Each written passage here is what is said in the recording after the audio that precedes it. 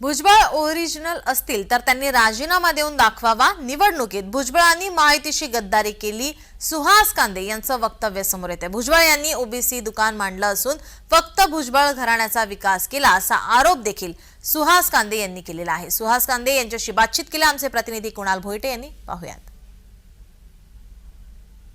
विधिमंडळाचं नागपूर हिवाळी अधिवेशन सुरू आहे आणि याची सुरुवात ही छगन भुजबळ यांच्या नाराजीने झाली। विधिमंडळाच्या अधिवेशनाच्या आदल्या दिवशी मंत्रिमंडळ विस्तार झाला, मात्र त्या मंत्रिमंडळ विस्तारापासून भुजबळांना लांब ठेवलं आणि त्यांच्या जिल्ह्यातले विरोधक सुहासजी कांदे माझ्यासोबत आहेत।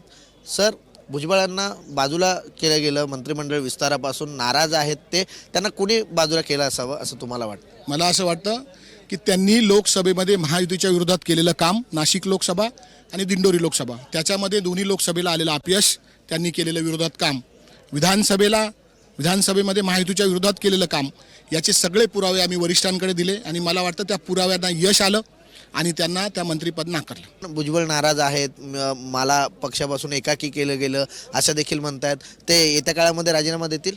मी तुमच्या चॅनलच्या माध्यमातून त्यांना आव्हान करतो, तुम्ही खरंच ओरिजिनल भुजबळ असाल, ओरिजिनल ॲक्टर नाही, ओरिजिनल भुजबळ असाल तर आपण राजीनामा देऊन दाखवा। तुम्ही वारंवार ॲक्टर म्हणताय, म्हणजे काय नेमकं?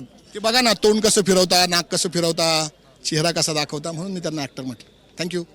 नक्कीच भुजबळ हे ॲक्टर आहेत किंवा त्यांनी राजीनामा देऊन दाखवावा ओरिजिनल भुजबळ असतील तर, अशा प्रकारची प्रतिक्रिया जी आहे ती शिवसेनेचे आमदार सुहास कांदे यांनी दिलेली आहे। व्हिडिओ जर्नलिस्ट नित्यानंद नाईकसह कुणाल भोईटे, जय महाराष्ट्र न्यूज, नागपूर।